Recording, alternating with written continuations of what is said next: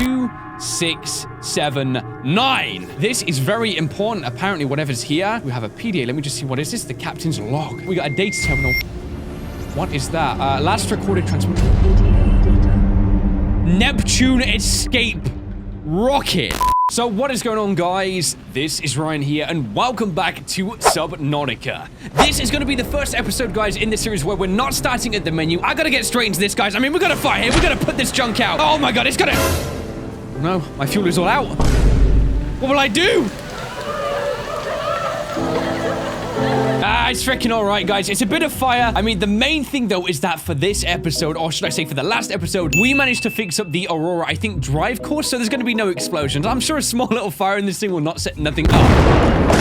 Let's get straight back into this anyway, though, guys. So, in the last episode, as said before, we entered the Aurora. We managed to do a few repairs here and there. We managed to get all of this sorted, but we didn't check out the crew cabin's logs, or at least not all of them. So, let me just hop past this fire real quick, and now we're going to continue on moving. But I just want to say one thing, guys. I've not known a series to be so highly requested on my channel in such a long time, and that's a good thing. Like, I'm seeing so many of you guys want to see more and more. I mean, just keep it coming. And you can't get the freak off me. Get the freak off me. I don't want to make too many promises for this episode, guys, but what I'm hoping to do is fully investigate the rest of the Aurora and all of the secret areas within, and then I want to make a start on learning all about the Degassi survivors. The Subnautica cinematic trailer recently released, guys, and it was literally all about the Degassis. I've never been so hyped to see something, seriously. You guys should check that out if you are interested in their plotline. But anyway, back to the game. Fire everywhere. We gotta get this rolling. Oh, wow. I realized that the fire has eaten through the top of this thing, so I guess the embers burning over here must have kicked themselves up and burnt a hole straight through the ceiling. That ain't safe, man. The living quarters. Let's see what's going on here. We had a supply room, which I'm actually going to go in. Nutrient blocks, and another, and another. Some water right here as well. Filtered water. Got even more on the floor, but our inventory is already full. Let's keep on moving through. So here, there's a load of fire. I'm wondering if there may be potentially something where we can get by. Oh, hold up. We can scan a bar table. There we go. Bar table done. We could probably get around here, actually. I'll take the vending machine, too. If food comes with, we are good for the foreseeable future. Yes, and jump right on by. All right, let's keep this moving. There is a load of stuff. So a single wall shelf. This is great. These are things I don't think I could ever find in my original playthrough. And I'm guessing you can put, like, plants on there. Got ourselves an abandoned PDA. Today's menu. I mean, why not? Today's menu. Since their introduction to the interstellar vacuum in the 21st century, microscopic tardigrades, or space bears, have adopted and flourished where no other life forms have. Space bears?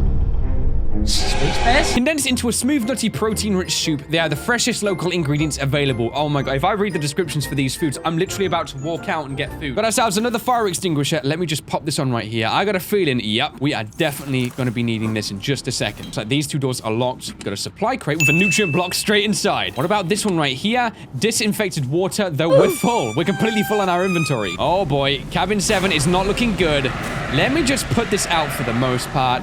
Looks safe enough to come through, and we have ourselves a PDA, Altera Arms pamphlet, and also a bed. I mean, don't mind if I do. Charity is an archaic concept which the realism of today's Alterans has rendered obsolete. We understand that we are each responsible for ourselves, but the best way to get the most for ourselves is to work together with Altera. The implication of this reasoning is clear. If someone is in need, they must find a way to be needed. Altera Arms is a training academy for those that need to be needed. We are not a charity because we don't ask for handouts. We prefer to think of ourselves as a philanthropic beneficence felicitation. If I said that right, seriously. Service promoting synergy between employer and workforce. Pretty interesting stuff. We also have a bench right here, so let me just go ahead and scan this next to another PDA. Let's see, what's this guy talking about now? Oh, we got a recording. Here we go. Listen, I know I don't have the right to make demands of you, but I need you to understand that I want to change our arrangement. Oh, shoot. I hear what you're saying, and I will try to respect it.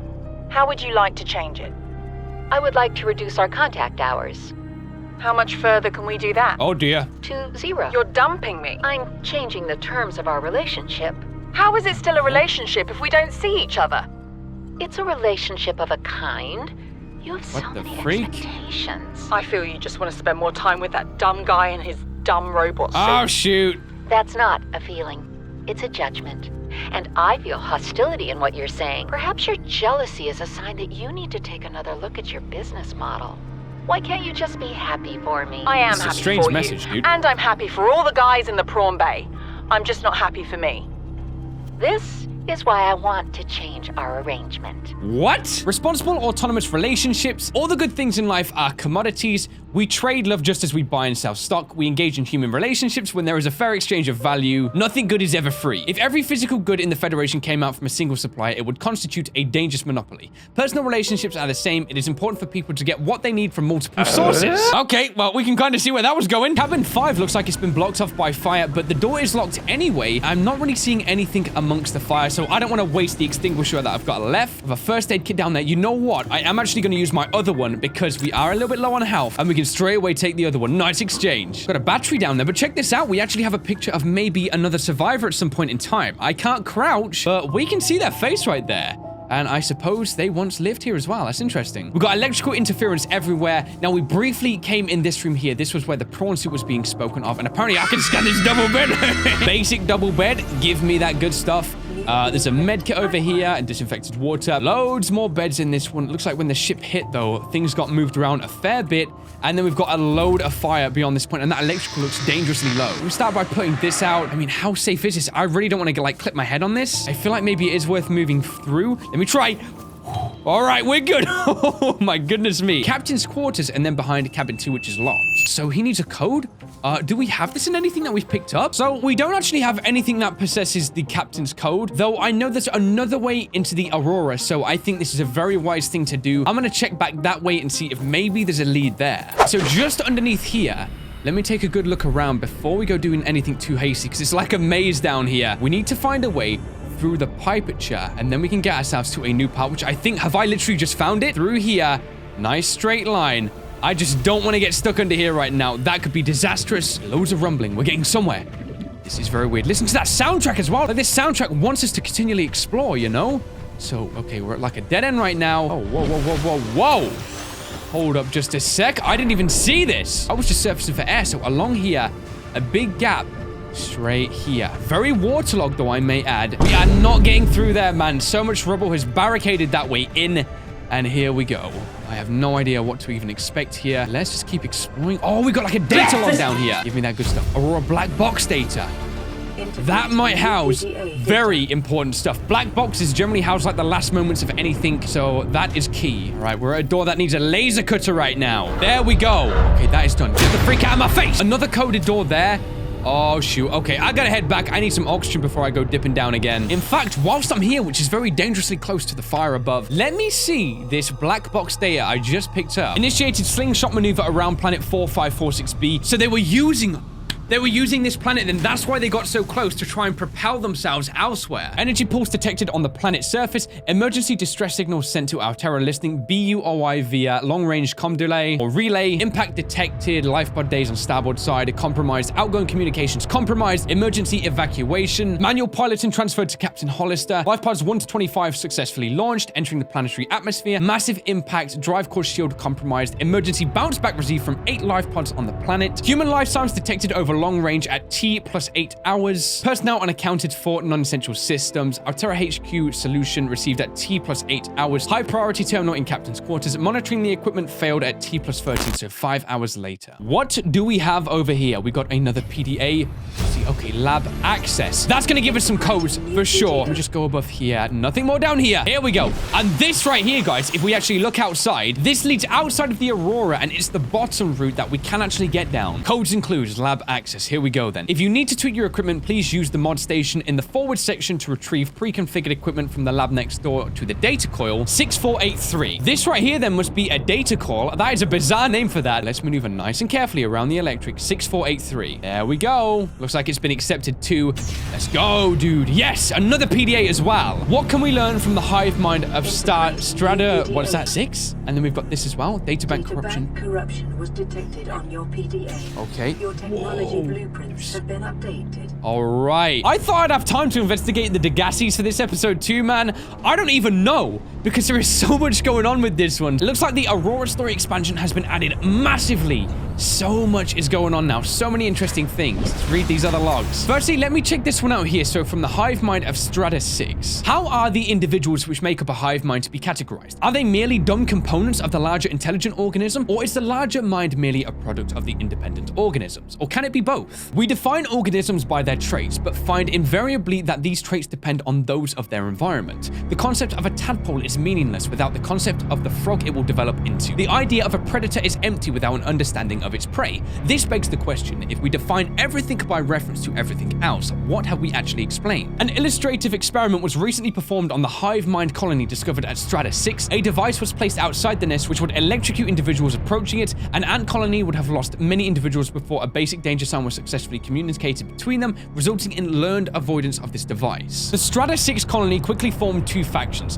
One attempted to move the device by brute force, sacrificing individuals, and the second attempted to cover the device in sand. These two goals being mutually exclusive, a fight ensued. The first faction was beaten in virtue of their reduced numbers. From the device was safely buried and the survivors called a truce. From the perspective of the individuals, this experience must have been horrific. From the perspective of the hive mind, a nagging problem which had been overcome with the most effective solution. Which perspective is correct? Neither. By attempting to fit such entities into our rigid set of concepts, we are painting onto the world a false impression of concreteness and meaning, which is a reflection of our concepts of ourselves. We describe strata individuals as attacking one another just as we describe microbes in the human body. Yet the strata colony, like the body, cannot be healthy as a whole without the aggressions of its components. We describe neurons in the brain as being dumb, but brains as a whole as intelligent. But when an idea takes hold of the brain and forces out inferior ones, do we describe this act of aggression? Do we mourn dead neurons? When a philosophy or a technology takes hold in human society, when wars are fought over them and people die, is that rightly seen as being good or evil? This is not to undermine the meaning of our existence. From where we stand, our existence is very serious indeed. But our civilization and our universe really any different from the colony on Strata 6? Is intelligence something limited to things of flesh and blood?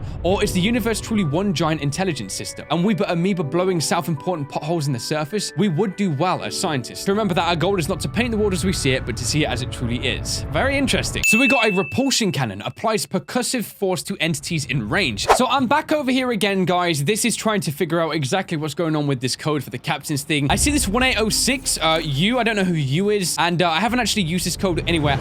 Wait, there's no O. Oh, for God's sake. Maybe there's a reason why we can't get it, or, you know, maybe I'm stupid and I missed something really important. Now because of that, I can't even access the captain's quarters, the most important bit. God dang it, man. Maybe this might be it. Aurora Auxiliary Mission Orders. We might find out the captain's name for this. Let's take a look. So the Aurora's mission was to actually find the Degassi. That explains so much. Shut the freak up. A Mongolian vessel, the Degassi, disappeared almost a decade ago, carrying with its high-ranking Mongolian chief. Corporate insurance has purchased passage aboard the Aurora for a missionary Kaza, and your orders are to make every reasonable effort to locate and retrieve the Degassi crew members. Aurora is due to perform a slingshot maneuver around the planet approximately 13 months post-launch. This will help bring the ship within range of the Degassi's last known position. That's interesting then. I'm glad I came back and just saw that one. That also backs up a few more different things. Now, in regards to actually finding the cabin's code, I'm going to be searching everywhere for that. We haven't seen the last of you, Aurora, okay? We'll be back inside you real soon. Like, once we know that captain's code, I keep getting emotional over this. I kind of wish that I built the Cyclops before doing this now, because, I mean, that thing could have a radio on. I'm literally about to head all the way back just to check my freaking radio. I mean, I want to jump from this. I don't care if I die right now. And we're back, guys. And instantly, everything has gone even worse than what happened on the Aurora. I can already hear the cries of what appears to be a... I don't like saying their names out loud. You know, I'm actually going to save this junk because I don't want to die again. If I can locate him, then I'll be okay because I'll know how to maneuver. Okay, he's chilling over there. All right, we're good. I'm just going to go literally in a straight line, guys, back over to the life pod. See what's going on there. I mean, things have been popping off. I've got about 20 radio things. So much reading for this episode, though. This one is all about learning for the Aurora. And I guess this incorporates a load of the story stuff. Oh, whoa, hold up. Life Pod 4. I mean, I always heard rumors about Life Pod 4 seeing the world upside down, you know? Creature decoy? What? I have never heard of that in my life. Okay, fascinating. Good stuff. I'm glad I got that. Here we go then. So, back over at the escape pod. Let's see exactly what's been happening with this. Play that radio message. Let's go. This is Altera HQ. Okay. Your only communications window. Oh, shoot. Can't send a rescue ship all the way out there, so Aurora, you're just gonna have to meet us halfway. Okay. We've uploaded blueprints to the ship's computer. Whoa. Yeah, give me a second. Black box data shows a high security terminal in the captain's No! quarters is still functional. I've just been there. All right, If tell this guy Becky gives I'll me the just take code, the regular. don't give me the she'll know code, what I mean. right? The code should be. Please. Just tell her the regular, dude. Okay. All right. They're regular, and she's like, "What's the regular?" Dude, come on. The code should be 2679. The regular is just a ham and cheese. Okay, would you just say ham and cheese? Ham and cheese. Okay. You're telling me that I just left the Aurora, and I mean, we are finally back now in the Aurora. So I think the code was 2369 or 2379.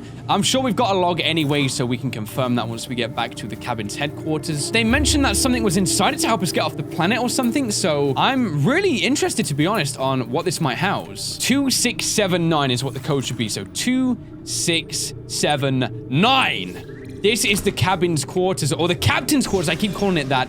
This is very important, apparently, whatever's here. We have a PDA. Let me just see. What is this? The captain's log. Oh my god, an Aurora miniature? Like, are you freaking kidding me right now? We got a data terminal. What is that? Last recorded transmission. New PDA data. Neptune escape rocket. Okay, last recorded transmissions from the Altera Average HQ. long-range transmission this. delay, 8 hours. Opening last recorded transmissions. Captain. This is an emergency distress call. Aurora is on collision course with planet Love his accent, dude. 4546b. Sending all available environmental data. Please respond with rescue solution out.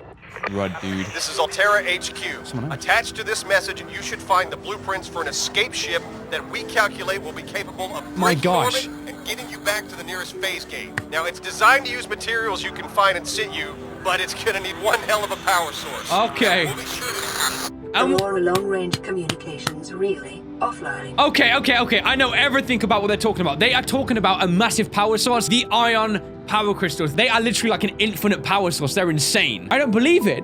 We actually have a rocket. Like, legit? The captain's log is another thing we got right here. Shut the freak up. You are exploring a quiet alien backwater when the ship you arrived here in implodes. You must be the arachnid kidney poachers. Quick, what will you do? Oh, okay, I think this is like a solution of what the captain would have done. Farm alien plants. That's just what Craig McGill would do. After foraging for some hours, you have collected a number of potentially farmable foodstuffs. Which will you sustain yourself with? Starwell eggs. So I think what this is like almost a game. While the Starwell eggs are nutritious, the life cycle of these vast spacefaring creatures is much too slow to sustain a farm. And besides, their mother is extremely angry. Accept your fate. Craig McGill knows there is no reasoning with a mother scorned. You are not so torn apart as swallowed whole and disintegrated. The atoms that you thought you were are gradually redistributed in service of the Star Wars' continued survival. So as I'm playing this through, I'm not checking comments too much in the videos as such, because I know sometimes people do spoil things massively and I don't want that. So we now have the Neptune rocket blueprint, but okay, we are currently still infected, or should I say we can't disable the GUN because of that. And so they're destroying anything that goes in or out. So like, would we just simply explode? Yes, we now have a way to escape, but do we as such at this current moment in time?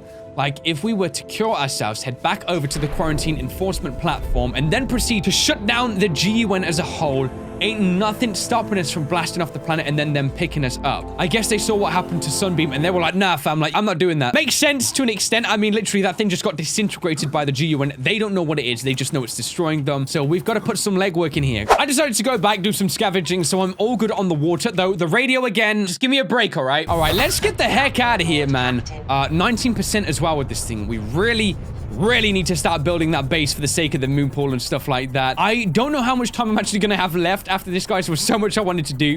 I mean, it's just taking so long right now. Don't see the Reaper anywhere, so we're good, man. Let's get off home. I've actually had a load of lucky sprees without actually seeing the Reaper Leviathan anywhere. I feel like I've been near his presence, but always just on the outskirts of where he's going to be spawning. So, like, these guys, they ain't that scary no more. And I'm going to stand by that statement until I see one. Okay, so we made it back in one piece then. Let's see who's pinging the radar now. Here we go.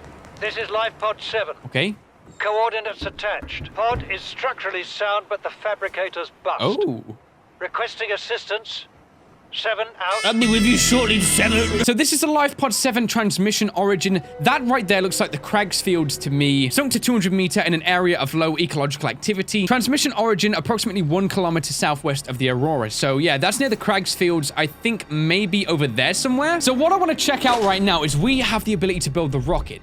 Is it a vehicle, or is it like, do we have to build something else or find something else to build something? So on we go. Oh, the Neptune escape rocket. 2 titanium ingot, a computer chip, and 4 lead. Provides a stable surface from which to launch the Neptune. My God. And we are literally looted and booted, guys. We've got the Cyclops right here and also the prawn suit. We are good. And I'm looking at the materials and stuff you got to build these guys. They've drastically reduced what they actually need. So I think I could probably get like the Cyclops done for this episode. Yeah. I think that would be a nice way to end this episode. Investigating the Aurora fully, then getting the blueprints as well for the rocket. And then last but not least, building ourselves the biggest vehicle in the game, the Cyclops. Hopefully you guys have enjoyed this different episode. There's been so much collecting and reading for this one, but they're important. I mean, I could rush through the game if I wanted, but nah, man. The story developed alongside this kind of sandbox experience. Like, it's too rich to just skip out on for me. If you guys are wondering what I'm doing, by the way, I think I'm gonna head actually inside of here. I'm gonna put some stuff away. In fact, just before I do that, let me just reacquaint myself with what I actually need to build the Cyclops. I think one of the things is lubricant, so that's just a creep vine. Advanced wiring kit, enamel glass, so we need some of those stalker teeth, and then 3 plasteel ingot. Wait, what's a plasteel ingot again? Okay, so we're gonna have to head back over to that freaking island to get this. It's about to be a long episode. I'm going to start out by trying to find just the metal salvages because they're fairly plentiful around these zones. And I mean, I say that and usually I've seen one by now, like where the freak they are. Irony at its literal finest. There we go. There we go. There we go. There we go. There we go. There we go. There we go. There we go. And there we go. Final titanium ingot done. Woo, that only took like 7 minutes, so I guess not too bad in the grand scheme. Now I gotta convert these guys, and this is where it takes the longest, to the plasteel ingots, I think. Oh boy. Yeah, this ain't gonna be good. Okay, here we go now. We're headed over to the island. I hope I can find all the goods then. So it was lithium I think I needed. I don't know if there is like any other biomes which do stock this stuff. I don't seem to have found any, though. You know, I'm gonna check the mushroom forest, I think, first. I wonder if you can find it in caves, you know? Like, it feels like it may be a fairly plentiful resource. Like, is that some there? Please let it be. Okay, I got you. Oh, that's close. Oh, and I'm being shot by that thing literally right by the side of me. Oh, okay.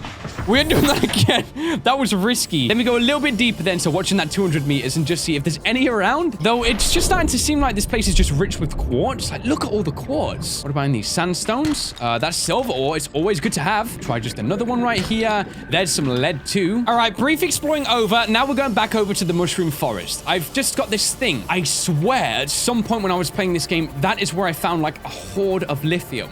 I don't know if they've like modified the game since, but I mean, it's nice to hope. And let's just enjoy this experience. I mean, we're gliding down through here. We're going to be getting some of you guys, by the way, once we get that, the prawn suit. I ruined that moment. Once we get that, though, we are going to start salvaging a load of those kind of like bigger crops of rock.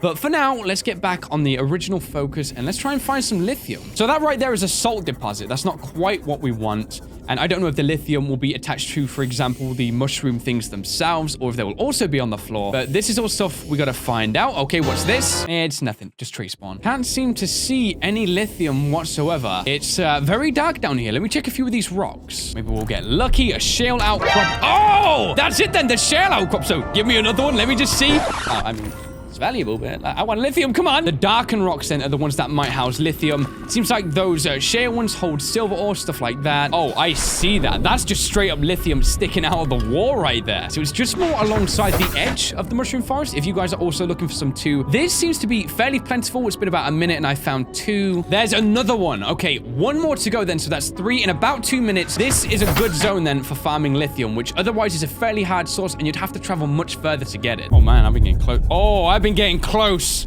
Oh, I've been getting close. Let's keep this lucky spree of 5 episodes and no encounters with the Reaper Leviathan as such. We've seen him, and then we've just swiftly dodged him. I'm liking the theme for this. I'm liking how that always seems to pan out. It's always good. Power transmitter fragment? Don't mind if I do. And we found our last lithium. Power transmitters, they are perfect. I've just realized if we find like a heat source, we've already started building a base, we can build it away. And then we can like trail one like the heated generators to get our base power. So now what I'm going to do, guys, is I'm just going to get everything else all sorted. I mean, enamel glass is super easy to make. You just need stalker teeth. So play with it with a metal salvage. And then I think the advanced wiring kit, and I've found so much gold. If I have to come back out, I mean, it sucks, but let's just get it done. Guys, I think this is it. I think we're all done right now. Let me just park this guy up. I'm so ready to experience this. It's only gonna be in 25 minutes, right? Don't say anything, please, okay? I know. On the vehicle bay we go. Grab onto those handles. Vehicles. Oh, all we need, we need lead. I forgot why we needed lead for. We have the lead. We have everything. This thing should be a nice green illumination. I thought it meant I needed one more lead. Yes. Yes. Yes. Cannot build here. Must be constructed in deeper water. Listen, whoever this person is, I'm about. Yes. Ah, we did it, man. Only experienced townspeople. The Cyclops You is got it. designed to be operated by a 3-person crew. I'm 3, man. Only Sure. experienced townspeople should attempt to pilot this vehicle solo. That's me. She said my name in that, basically. Yes, hit the water. You can see my character bobbing up and down as I'm just there giggling, guys. We have a Cyclops right now. Let me just board this thing. It is good to be back and hear that everything is all functioning. Now, wait. What is going... What the freak? What are they doing? Does this thing look better to me? Like, yeah, this thing looks so much better. It's like all shiny. Oh, my goodness. What is this? No vehicle. Wow. So when we dock now the Seamoth, it's gonna tell us. My dude, what the freak are you doing? We're good. Oh no, have I got a bug? And these guys like perma-building forever? Like, does that mean I'm at 100% health forever? Maybe it's because I snatched up the vehicle bay a little too quick. Let me just deploy this one more time and see. All right, buddy, you're done. You're all good to go home. Come on. Ah, man, it's a bug. Maybe that's what they meant by 3 man, you know, those 2 and me. Okay, fair enough. Oh, yes.